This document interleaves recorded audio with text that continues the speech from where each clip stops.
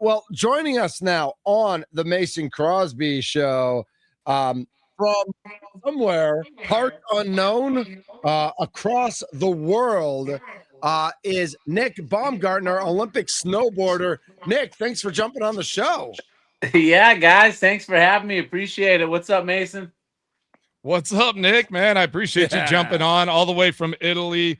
Where are you exactly in Italy right now? Are you in Actually, right Milan? now, yeah, well, no, right now we're doing a little rest and relaxation in Lake Como, so about an hour away from Milan. Oh, Tomorrow morning we sweet. head to Milan to get all of our free gear, and I mean, man, it's a great day.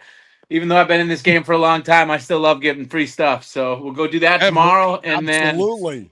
on Wednesday we'll head up to Livigno where we'll compete, and we'll stay there until the competition's over. Nice. How's the snow report going? Because I know there were some questions on that, some of the facilities, some of the things. Like, you feeling pretty good about it right now?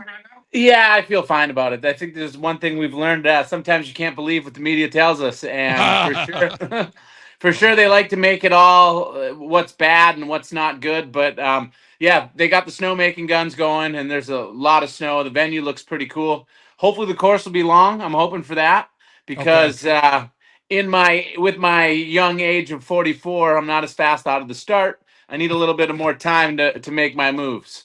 Nice. So yeah, explain like to everyone listening, like kind of like what events you will be competing in. Like obviously what events you've won gold in, which as I look at and I'll read to everybody, 2022 you won gold in the mixed team snowboard cross.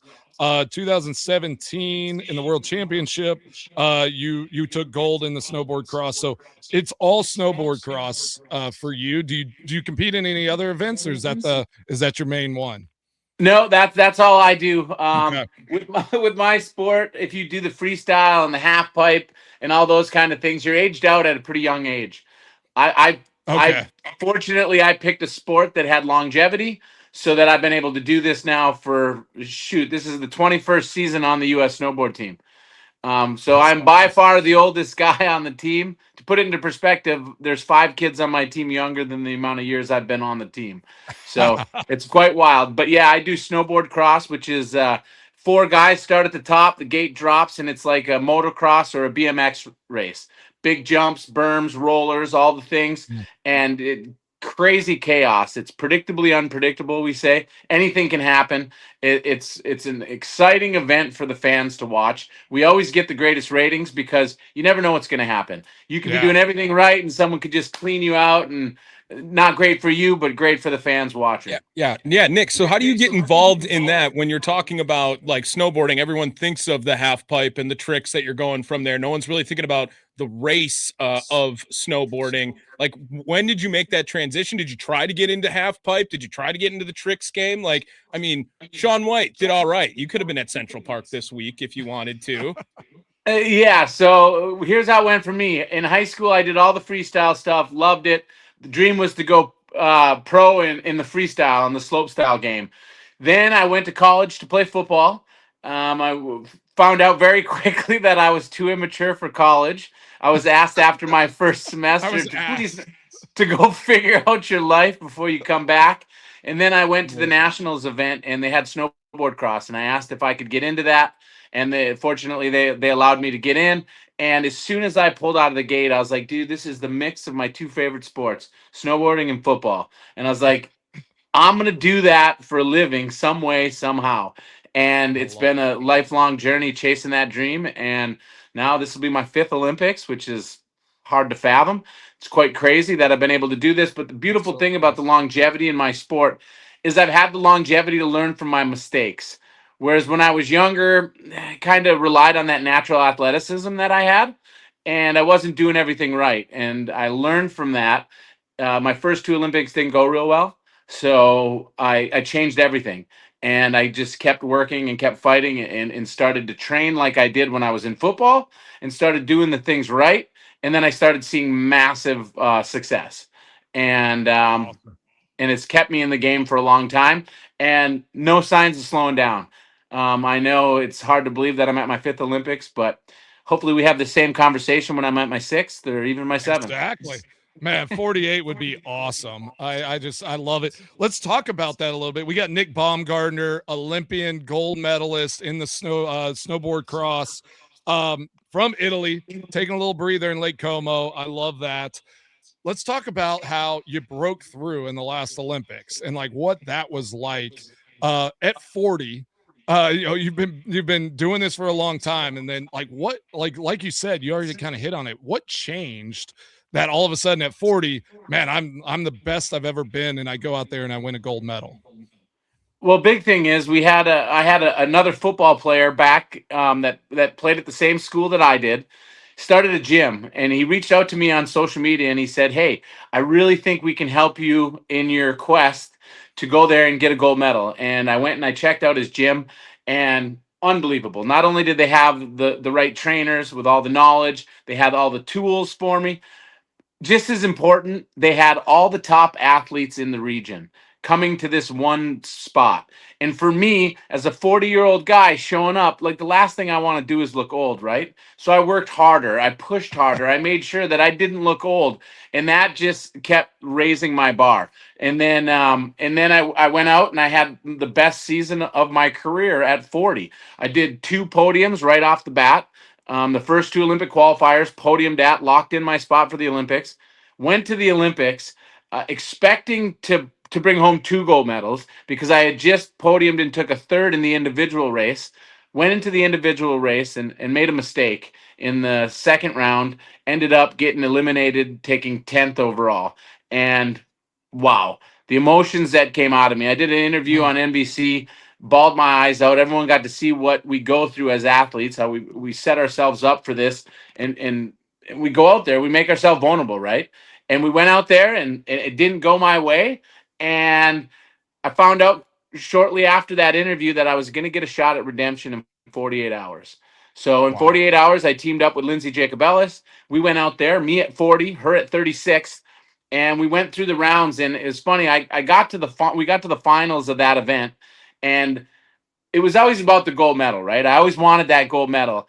And after falling short in the individual race and then getting my shot at redemption, now it was more about proving to everyone back home, all the kids in the Upper Peninsula, what's possible if you make the sacrifices I did. I was driving 2 days a week, 90 minutes, sleeping in my van so that I could get 4 days a week at this gym. I was doing whatever it That's took. so awesome. And Crazy. yeah, I mean, it's you either believe the excuses or you find a way to make it happen. So I went out there and we put in the work, and I showed up better than I ever had before. And on that second day, I look to the side of me and I see the bronze medalist, the silver medalist from the individual race, and I'm kind of giggling. I'm like, "You got something to prove, buddy? Here's your opportunity. Let's do it." And I had the best race in my career. I went down and I beat these guys. I won, giving my teammate the advantage. And then the gate opened first for her.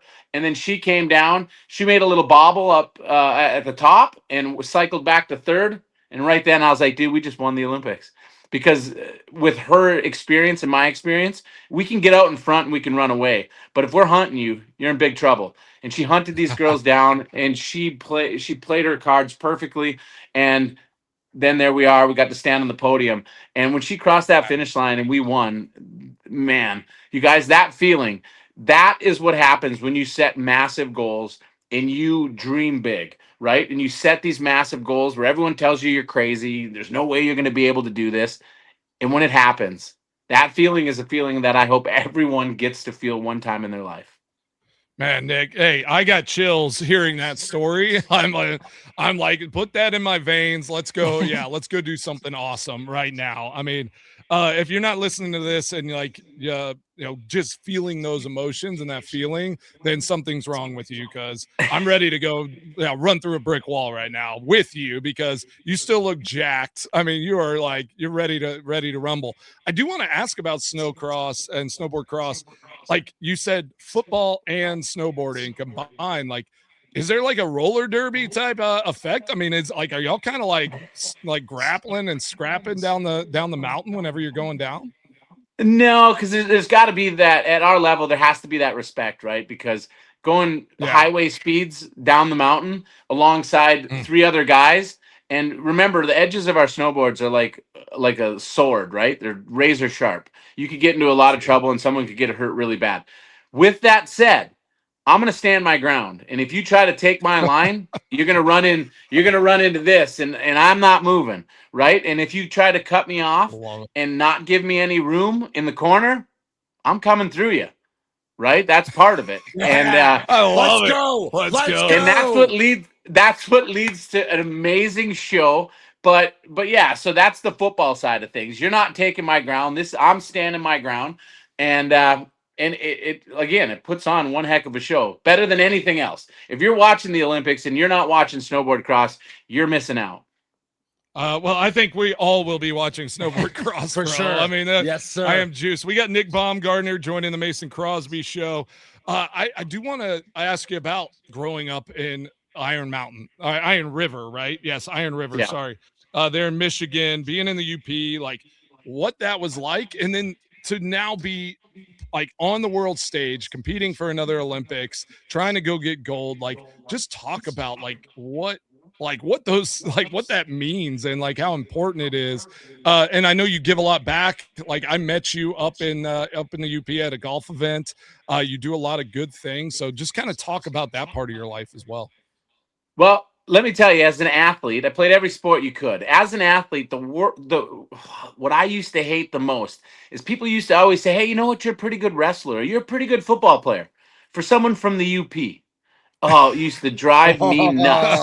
And Nice. and here's the thing. No one's coming up to the Upper Peninsula to give these small town kids any opportunities. You have to fight for that opportunity. But you got to fight for it. No one's giving it to you, but that's your superpower, right? That's what happens. You fight for that, but then on that day when you get that opportunity, you're more prepared for it because you had to work so hard to get it. No one handed you anything. And that's what does it.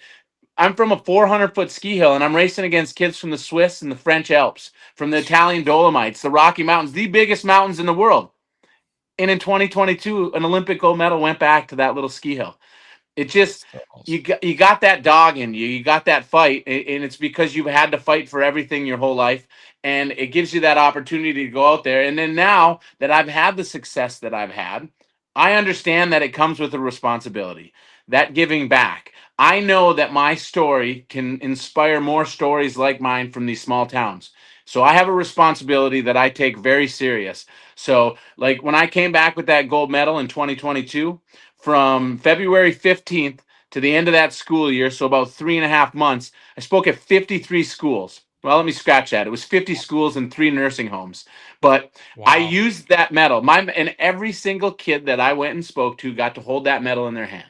My medal it's torn up, the ribbon's ripped up, the finish is coming off of the medal, and it's because I understand what that thing's going to do.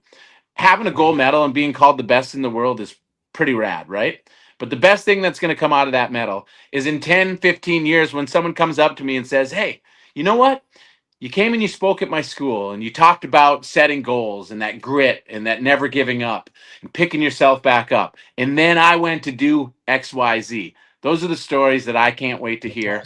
And that's what keeps propelling me to push as hard as I do. Not to mention, I have a son. So my whole career, so when he was younger, I know kids don't listen to their parents, but they're always watching us, right? So I had to lead by example. So I went out there and I chased what I wanted and I made sacrifices, and he got to see all that. Now he's going to graduate Michigan State University in the spring. He's crushing it. And I can't help but think a lot of that is because of what I did. Not because of what I told him, but because of what I showed him. And I led by example, and he's the reason. And now I guess my motivation has shifted a little bit. It was always about showing my kid what's possible. But now that he's older, it's more about not proving people wrong. It's more about redefining what people think is possible. Because nowadays, society is so quick to tell you what you can and can't do. Well, I'm here to show you that I can do it at 44, and I can probably do it at 48. And what the heck? There's an Olympics in 2034 in the United States. I'll be 52. Is it possible? Is it possible? I don't know. Are we Heck going to yeah, find it is. out? And we'll be Are there we going to watching. find out? Damn straight. Yeah, we'll be Yeah, there we are. watching. Oh yeah. Like I'm ready to just run down a snow hill Let's right go. now. Seriously. I'm I flying to Italy right now. Like, forget this. I'm coming to Yeah, watch. prove it, bro. Prove it. yeah, Nick, we got a text in from the talking text line here asking if you remember Riverside Pizza up in the Upper Peninsula. Remember it. You guys have traveled to almost 40 countries around the world, had pizza at probably about 35 of them. Riverside Pizza is the best pizza in the world. And I'll say that. Yes. I might be a little biased, but every single person that I've said that to and brought there said it is insanely good. I love So, it. yes, Well, I know Italy and Riverside Pizza. Riverside, yeah. All right. Amazing. Upper My Peninsula last and night Italy. home, I had Riverside. I love it. Nice. Besides competing, Nick, what's the thing you're most looking forward to over the next couple weeks? Well, absolutely. Just seeing all the other athletes, you see these people and the stories that come out of the Olympics. You see the stories of triumph, of people fighting through so much adversity and then getting that moment. But then you see the other side of the stories where these people are the favorite to win and it doesn't go their way. And you get to watch the emotions and you get to see them either pick themselves up and keep going or they go the other way. And hopefully that all my friends know that you pick yourself up every single time. But watching those stories that come out of the Olympics is amazing. People from small towns, people that in society's eye didn't have an opportunity. They're like, no way they're going to get there, and they're there, and they're fighting for that shot, and they're doing hopefully the same thing that I'm doing. They're representing not only their family and their community, but the United States of America. Man, I take a lot of pride in that. Especially today, you see people that are hating on the United States, even people that live in the United States. You guys, you will never see me walking around without this on my chest, without this on my hat. I love where I'm from, and I'm proud to be an American, and I will go on the world stage and I will scream it as loud as I can. And that, it brings me so much pride. Are you kidding me? Nick Baumgartner, Love gosh, yeah, gold medalist in the snowboard cross, going to be competing here in Italy. Everybody, watch this man compete. Thank you so much for jumping on, taking this time. Enjoy the rest of your little relaxation time right before you go and you just unleash it on the rest of the world. I cannot wait, buddy. Stay in touch. Heck yeah, you guys. I'll be watching you. Excited to watch America and the U.S. And compete let's in get this you back Olympics. on with a medal around your neck next Yep. time. All right. Yes, sir. Exactly. Yes, sir. Absolutely, you guys. And for everyone watching and listening in, you guys, if you want to follow closer to my story, at Nick Baumgartner on all social media.